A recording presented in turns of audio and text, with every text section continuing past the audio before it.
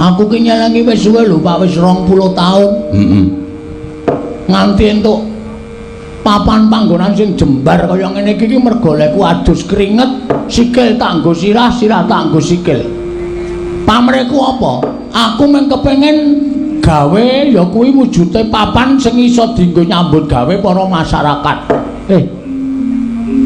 Papan sing dienggo nyambut gawe para masyarakat tegese kowe arep yasa apa to, Le?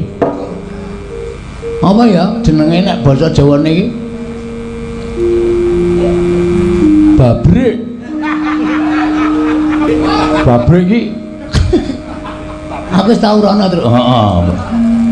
Tegese piye? Kuwi lho pokoke dienggo nyambut gawe para wong-wong Karang Pradesan kene merga ngene, Pak. Aku duwe niat kaya ngene iki nggonku duwe rasa tresna karo sanak kadang tangga teparo, mitra kawruh lan sapiturute. Wis terus terang wae ya, Pak. Aku arep gawe papan dienggo nyambut gawe para wong-wong kuwi neng papan kene.